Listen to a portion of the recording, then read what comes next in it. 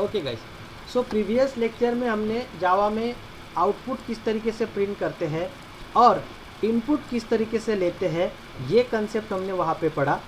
Input के लिए 3 step हमेशा आपको फॉलो करना है। You have to import a package, the name of package is that util package, java.util.star like this, and then second one you have to create a object of scanner class। तो scanner class का object इस तरीके से create होगा। Scanner, the object name, whatever you want you can give the name of that object. Scanner I equal to new scanner system.in, and then respective value के हिसाब से, अगर integer है तो नेक्स्ट इन मेथड यूज़ करोगे, double है तो next double, अगर वहाँ पे लॉन्ग वैल्यू है तो नेक्स्ट लॉन्ग, अगर बाइट वैल्यू है तो नेक्स्ट बाइट, ऐसा आप वहाँ पे यूज़ करने वाले। फिर हमने वहाँ पे कमांड लाइन आर्गुमेंट्स पढ़ा। This is another method to take input in our program. Okay, आपके प्रोग्राम में इनपुट लेने का एक और तरीका जहाँ से आप वैल्यू ले सकते हो। ओके, तो मेन फंक्शन के अंदर जो हम लिखते थे, मेन फंक्शन के अंदर जो हम स्ट्रिंग args लिखते हैं, string args, so this is nothing but a array. ये एक एरे है, तो ये एरे में वैल्यू कहाँ से आती है, तो हम कमांड लाइन से जो वैल्यू पास करते हैं, जो आर्गूमेंट पास करते हैं, वो आर्गूमेंट यहाँ पे आते हैं। ओके, तो ये मान लीजिए अगर सपोज कमांड लाइन आर्गूमेंट आपका इस तरीके से है, सपोज जावा प्रोग्राम्स, और हम यहाँ पे ऐसा कमांड लिखते हैं, तो यहाँ से आपको वैल्यू पास करना है। पहले आप कंपाइल करते हो, मान लीजिए आपकी फाइल का नाम है सैम्पल, तो sample.java एंटर करते हो तो ये जो जावा प्रोग्राम से ये एज इट इज़ आ जाता है वहाँ पे। उसके बाद हम यहाँ पे लिखेंगे जावा और फिर सैम्पल, और फिर यहाँ से जो भी पैरामीटर आप पास करना चाहते हो आप कर सकते हो। सो जावा सैम्पल और लाइक दिस। ओके, अब यहाँ से वैल्यू लेने के बाद ये वैल्यू आएंगी कहाँ पे, तो ये वैल्यू आती है आपके ये एरे के अंदर। तो पहली वैल्यू जो है, सपोज आपको इसको एक्सेस करना है तो you have to write args of 0, हमेशा आपको ऐसे ही लिखना है। तो आप args ऑफ 0 से वो वैल्यू गेट कर सकते हो। और दूसरी वैल्यू अगर आपको लेना है तो args ऑफ 1 लाइक दिस। तो ये हमने प्रीवियस लेक्चर में वहाँ पे कवर अप किया है। Okay, now today in today's lecture हम यहाँ पे पढ़ने वाले जावा के अंदर की डिसीजन कंट्रोल स्ट्रक्चर। एक सेकेंड प्लीज। ओके गाइज, हाँ, तो यहाँ पे हम पढ़ रहे थे डिसीजन कंट्रोल स्ट्रक्चर। हम इस आज के लेक्चर में पढ़ने वाले हैं डिसीजन कंट्रोल स्ट्रक्चर्स। ठीक है, ओके। सो C++ के अंदर डिसीजन कंट्रोल स्ट्रक्चर का मतलब क्या होता है? The control structures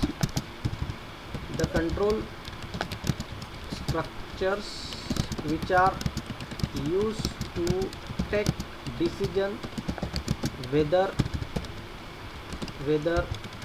the statement print or not, statements or block of statements executed or not।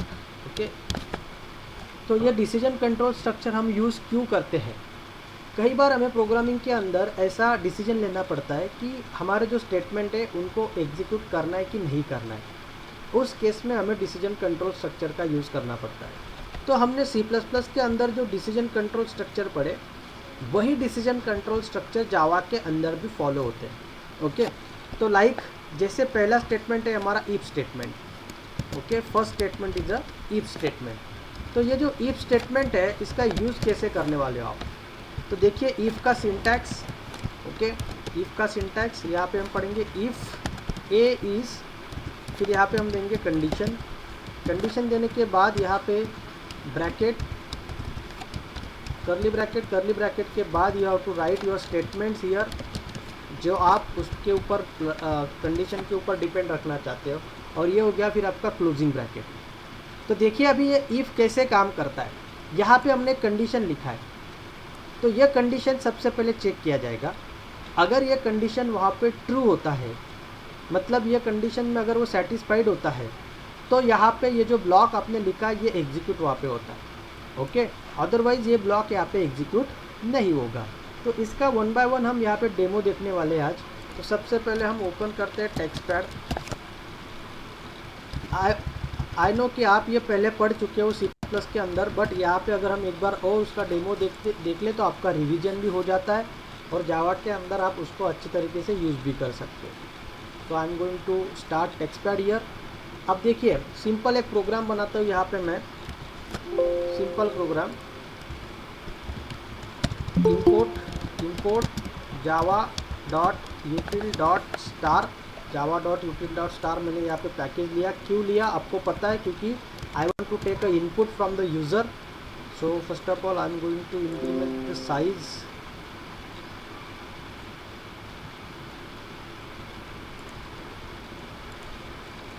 Font size बढ़ा लेते ताकि आपको अच्छे से दिखेगा वो प्रॉपरली। ओके उसके बाद मैं यहाँ पे नाम देता हूँ यहाँ पे class decision control structure, that is DCS। सो मैं इसको सेव कर देता हूँ, सेव एज। अगेन हम इसको कहीं पे भी सेव कर सकते, बट हमने यहाँ पे एक फ़ोल्डर क्रिएट किया ई ड्राइव के अंदर, तो ई ड्राइव के अंदर ही जाते हैं उसको सेव करने के लिए। और यहाँ पे लिखते हैं जावा प्रोग्राम नाम का फ़ोल्डर है, जावा प्रोग्राम। इस फाइल को नाम देते हैं DCS dot Java, DCS dot Java, decision control structure Java. Okay like this. अब यहाँ पे ये आ जाने के बाद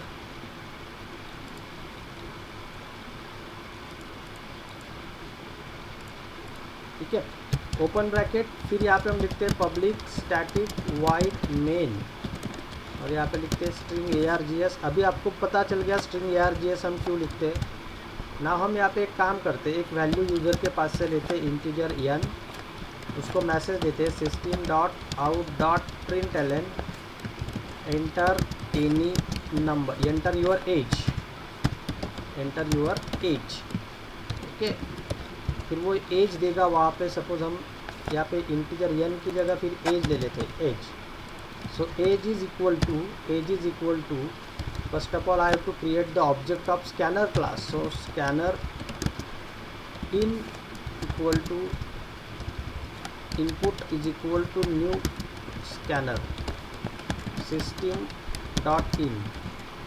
ओके और फिर हम यहाँ पे मैसेज दिया यूज़र को एंटर योर एज, फिर age is equal to input dot next in, like this.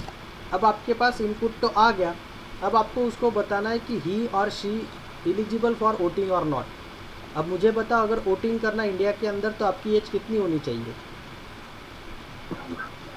18 plus, बराबर है। तो हम यहाँ पे चेक करेंगे, फिर हम यहाँ पे इफ़ का यूज़ करेंगे, if age is greater than और इक्वल टू 18, या तो 18 होनी चाहिए, 18 से ऊपर की होनी चाहिए, तभी वो पर्सन वहाँ पे एलिजिबल होगा। फिर हम उसको यहाँ पे मैसेज दे देंगे system dot out dot println you are eligible for voting. ठीक है, ऐसा मैसेज उसको देंगे और फिर ये प्रोग्राम को यहाँ पे हम ख़त्म कर लेंगे। ठीक है, ये मेन मेथड कंप्लीट, ये क्लास कंप्लीट। तो इस तरीके से सिंपल इफ़ हमने वहाँ पे यूज़ किया, सिंपल इफ़। यहाँ पे जस्ट हम चेक कर रहे हैं कि यूज़र ने एज एंटर किया है वो उसका 18 से अबव है या नहीं है। इसको सेव करते हैं, सेव करने के बाद फिर हम यहाँ पे कंपाइल जावा करते हैं। कंपाइल जावा करने के बाद यहाँ पे नीचे आउटपुट में देखना मैसेज, अगर एरर आता है तो एरर आएगा, अदरवाइज टूल कंप्लीट है। सी दिस, यहाँ पे सेमीकॉलन देना रह गया मेरा, ये सेमीकॉलन यहाँ पे पुट किया। अगेन सेव, अगेन इसको compile Java. Okay, tool completed successful. Again यहाँ पे समथिंग, यस यहाँ पे अगेन सेमीकॉलन छूट गया, हेडर फाइल पैकेज बोलते हैं उसको। ओके हाँ, हेडर फाइल मत बोलना अभी। सो एक एक लाइन पे अभी ये देख लेना कि हमने एरर कहाँ पे छोड़ा हुआ है। अभी शायद नहीं आएगा, टूल कंप्लीटेड सक्सेसफुली का मैसेज आएगा like this, tool completed successfully. Now I am going to execute it, run Java application. Now यहाँ पे पूछा जा रहा है एंटर योर एज, अभी मैं दे रहा हूँ 18 के ऊपर का, तो बराबर मैसेज आ रहा है you are eligible for voting. Okay, but अगर मैंने इसको वापस कंपाइल किया, रन किया और अभी पूछा तब मैंने 3 दे दिया, तो कोई मैसेज नहीं आएगा क्योंकि हमने अभी उसके ऊपर कोई मैसेज नहीं लिखा है ना। सिर्फ एज ग्रेटर दैन और इक्वल टू 18 होगा तभी ये मैसेज प्रिंट होगा। तो बस मुझे यहाँ पे आपको यही समझाना था कि जब कंडीशन ट्रू होगा तभी ये मैसेज वहाँ पे प्रिंट होगा, अदरवाइज नहीं प्रिंट होगा। तो ये हो गया गाइस अपना इफ़ कंट्रोल। ओके, इफ़ के बाद दूसरा स्टेटमेंट है इफ एल्स। अब इफ एल्स हम कब यूज़ करेंगे? तो अभी आपने इसी प्रोग्राम में देखा कि मैसेज कब आ रहा है, जब 18 के ऊपर की वैल्यू है तभी आ रहा है। बट अगर 18 के बिलो की है तो कोई मैसेज नहीं आ रहा है। उसको ये भी तो मैसेज देना चाहिए ना, अगर उसने लेस देन वैल्यू दिया तो उसको ये मैसेज देना चाहिए, भाऊ you are not eligible for voting. ये मैसेज उसको जाना चाहिए कि भाई आप वोटिंग के लिए एलिजिबल नहीं हो, वो मैसेज उसको वहाँ पे जाना चाहिए ज़रूर। तो उसके लिए फिर हम दूसरा पार्ट लिखने वाले हैं। तो उसके लिए जब आपको लगता है कि सर ट्रू के ऊपर अलग एक्शन और फॉल्स के ऊपर वहाँ पे अलग एक्शन परफॉर्म हो, तो उस केस में हम इफ एल्स यूज़ करते हैं। तो इफ एल्स का सिंटैक्स क्या है? इफ एल्स का सिंटैक्स से याद आ रहा है ना कि भूल गए सब? कंडीशन ये हमने C++ याद है। हाँ, ये कंडीशन, इसके ऊपर स्टेटमेंट 1 ब्लॉक ट्रू होने के ऊपर पहला ब्लॉक, उसके बाद एल्स, यहाँ पे इमीडिएटली एल्स हम लिखते हैं, एल्स को कंडीशन नहीं होता है, स्टेटमेंट 2 करेक्ट, और ये ब्रैकेट कंप्लीट। तो ये होता है इफ एल्स का सिंटैक्स। तो यहाँ पे ये काम कैसे करता है? जब ये कंडीशन ट्रू होगा तो ब्लॉक 1 एग्जीक्यूट होगा, मतलब इफ ब्लॉक एग्जीक्यूट होगा, एंड अगर यह कंडीशन फॉल्स हुआ तो ये वाला ब्लॉक वहाँ पे एग्जीक्यूट होगा। Okay, let us take the example. उसी एग्जांपल में आते हैं जिसमें हमने देखा था कि एज ग्रेटर देन और इक्वल टू 18 होने के बाद ये मैसेज तो आ रहा है, बट अगर बिलो 18 उसने मैसेज दिया तो नहीं आ रहा है। फिर हम यहाँ पे एल्स लिख देंगे। एल्स पे हम क्या लिखेंगे? system.out.println you are not eligible for voting। Yes, you are not eligible for voting, correct. ये हमने वहाँ पे लिख दिया और ये फिर ब्रैकेट कंप्लीट वहाँ पे कर दिया। नाउ इसी को अगेन सेव करते हैं। सेव करने के बाद इसको वापस कंपाइल करते हैं। शॉर्टकट कीज़ आप यूज़ कर सकते हो कंपाइल के लिए, Ctrl+1 दबा के और Ctrl+2 दबा के उसको रन कर सकते हो। Okay, now enter your age. Now I am going to enter the value 16 which is below 18 and the message is that you are not eligible for voting. Again I am going to execute it. Again it will ask the age. Now I am entering 25, you are eligible for voting, like this. तो ये हो गया आपका if else। Okay, इस तरीके से ये दूसरा कंट्रोल स्ट्रक्चर हम यहाँ पे यूज़ करते हैं if else। तो जो हमने जावा में C++ में पढ़ा है वही है सिंटैक्सेस। इसीलिए आपने पहला फीचर्स वो आपके पढ़ा होगा कि Java is a familiar language. So that's why the Java is a familiar, because this conditional statement, this decision statements you are learn in a C++। Already आपने पढ़ा हुआ है इसको और अभी इसमें हम सिर्फ उसका यूज़ करने वाले हैं। ओके, ये हो गया दूसरा स्ट्रक्चर। ओके, दूसरे के बाद हम यहाँ पे यूज़ करने वाले हैं तीसरा, जो कि है हमारा तीसरा कंट्रोल स्ट्रक्चर है इफ एल्स लैडर, या फिर हम उसको कहते हैं इफ एल्स इफ। ओके, मतलब जब आपको मल्टीपल कंडीशनल होती है। अभी जैसे सपोज मुझे ग्रेड का प्रोग्राम देखते हैं। अब मान लीजिए अगर यूज़र ने ए दिया, स्टूडेंट का प्रोग्राम है, ग्रेड का प्रोग्राम है, अगर उसने ए दिया तो उसको मैसेज हमें देना है एक्सलेंट। उसको क्या मैसेज देना है? एक्सलेंट। अगर उसने बी दिया तो उसको मैसेज देना है गुड, या फिर गुड लिख देते हैं। और उसने सी मैसेज दिया तो उसको हम लिखेंगे फेयर। उसने डी मैसेज दिया तो उसको हम लिखेंगे पुअर। और उसने ई अगर एफ अगर दे दिया तो उसको हम लिख देंगे फेयर। तो there are 5 grades A B C D F. अगर ए ग्रेड आया तो एक्सलेंट मैसेज उसको देना है, बी आया तो उसको गुड मैसेज देना है। तो यहाँ पे कितनी कंडीशन हम चेक करने वाले हैं? 5 कंडीशन हम चेक करने वाले हैं। तो जब हमारे पास एक से ज़्यादा कंडीशन वहाँ पे होते हैं तो फिर हम वहाँ पे इफ़ एल्स इफ़ का यूज़ करते हैं। इसका सिंटैक्स देख लेते हैं, how to use this. Okay, syntax. तो सिंटैक्स किस तरीके से हम उसको यूज़ करने वाले। सबसे पहले हम लिखेंगे इफ़ के अंदर कंडीशन। अगर ये कंडीशन ट्रू या फिर फॉल्स हो गया तो यहाँ पे एक स्टेटमेंट हम लिखेंगे ट्रू के ऊपर। बट अगर ये फॉल्स हो गया तो उसके नीचे एल्स और उसके नीचे अनदर इफ कंडीशन, फिर दूसरा कंडीशन चेक होगा। फिर अगेन अगर ये फॉल्स हो गया, ट्रू हो गया तो उसके ऊपर का एक्शन परफॉर्म होगा। ओके, बट अगर suppose again this will be the false, अगर ये फॉल्स हो गया तो अगेन हम एल्स में जाएंगे, अगेन इफ़, मतलब देखिए ये चलता जाएगा, है ना। तो इसीलिए इसको इफ एल्स इफ कहते हैं, ऐसा चलता जाएगा। और फाइनली अगर ये कंडीशन वहाँ पे होता है फॉल्स, तो उसके बाद आखिरी में एक एल्स आता है, लास्ट वाला, सारे कंडीशन फॉल्स होने के ऊपर। सो this is basically syntax of if else, if else like this. तो बेसिकली ये आप समझने के लिए ऐसा लिख दो ताकि आपको समझेगा कि this is a part of this else statement. Again this is else, this is F, ये ऐसा आप लिख सकते हो। लिखने के लिए सीधा लिखा एक लाइन में तो भी चलता है, या फिर टैब यूज़ किया तो भी चलता है। ये आपको इस तरीके से समझ में आ जाएगा। तो देखिए अभी ये कंडीशन अगर ट्रू हो गया ना, तो ये स्टेटमेंट को प्रिंट करके वो सीधा नीचे चला जाएगा। बट अगर ये कंडीशन फॉल्स हो गया तो वो एल्स में जाता है।